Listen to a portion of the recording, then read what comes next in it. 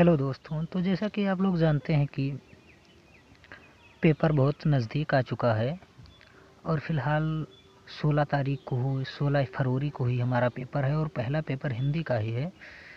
तो हिंदी की कुछ बेसिक चीज़ें जो जान लेते हैं, जो हर साल परीक्षा में पूछा जाता है, जैसे कि जीवन परिचय।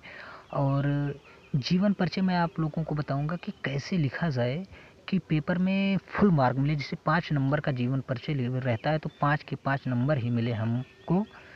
तो इसके लिए क्या करता है, कुछ बच्चे क्या करते हैं कि पूरा का पूरा जीवन परिचय एक पेज ही लिखने में बात जाते हैं और उनका पूरा समय सिर्फ जीवन परिचय में ही नष्ट हो जाता है।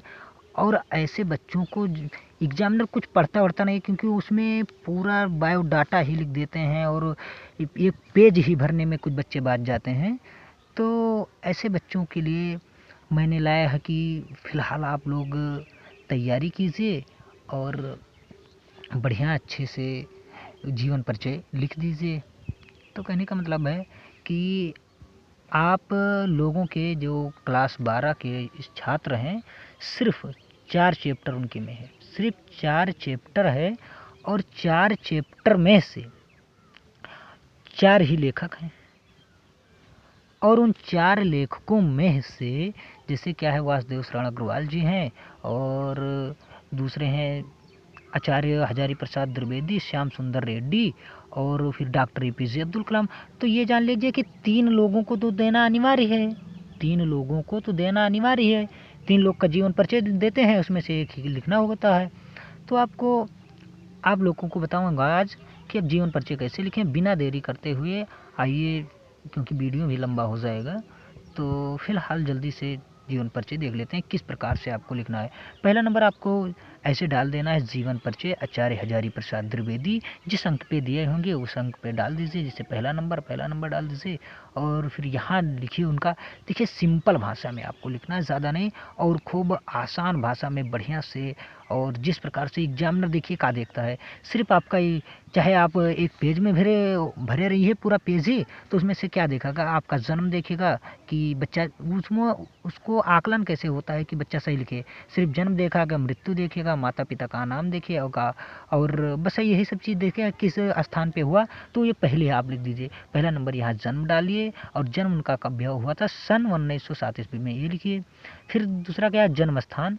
जन्म स्थान में लिख दीजिए बलिया जिले के दुबे का छपरा नामक ग्राम में हुआ, इतना राइट। फिर लिखिए जैसे पिता का नाम है, पिता का नाम अनमोल द्विवेदी जी, उनके पिता का नाम अनमोल द्विवेदी जी था, ऐसे हेडिंग डाल के लिख दीजिए। देखिए कितना जल्दी और कितना आसान शब्दों में आप लिख सकते हैं। और माता का नाम ज्योति कली द्विवेदी। शिक्षा, इन्होंने हिंदी साहित्य एवं ज्योतिषी का गहन अध्ययन किया, बस शिक्षा हो गया। पुरस्कार लिख दीजिए, पुरस्कार सन 1957 ईस्वी में भारत सरकार ने इन्हें पद्म भूषण पुरस्कार से सम्मानित किया, ये हो गया। और इसका फिर मृत्यु लिख दीजिए, मृत्यु 19 मई सन 1957 से 1979 ईस्वी में हुआ। और मृत्यु का कारण लिख दीजिए, तो रोग से पीड़ित होने के कारण इनकी मृत्यु हुई। उसके बाद आइए साहित्य परिचय। अच्छा, एक बात आप लोग जान लीजिए कि इसमें कह देता है शुरुआत में, जैसे आप जीवन परिचय लिखने चलते हैं तैसे ही बोल देता है कि अधिकतम शब्द सीमा 80 शब्द, 80 शब्द से ज़्यादा आपको नहीं लिखना रहता है। देखिए, जो अधिकतम मतलब क्या, ज़्यादा ज़्यादा आपको 80 शब्द लिखना है। कम से न्यूनतम नहीं कह रहा है कि कम से कम 80 शब्द, ज़्यादा इससे ज़्यादा आप नहीं लिखिए, वो पहले ही बोल देता है, क्योंकि वो समय का आकलन समझता है, क्योंकि 100 नंबर को आपको पेपर करना होता है। तो कहने मतलब आइए जल्दी से देख लेते हैं साहित्यिक परिचय। साहित्यिक परिचय में आपको क्या लिखते हैं, आचार्य हजारी प्रसाद द्विवेदी जी साहित्य के प्रख्यात निबंधकार, उपन्यासकार तथा आलोचक के अतिरिक्त एक कुशल वक्ता एवं अध्यापक थे। इसमें कुछ नहीं, इसमें सिर्फ आपको यही लिखना है कि आचार्य हजारी प्रसाद द्विवेदी जी साहित्य के प्रख्यात निबंधकार, उपन्यासकार तथा आलोचक के अतिरिक्त एक कुशल वक्ता एवं अध्यापक थे। फिर इनकी रचनाओं में नवीनतम एवं प्राचीनतम, या देखिए प्राचीनतम दोनों का समन्वय था, समन्वय दोनों का मिश्रण था।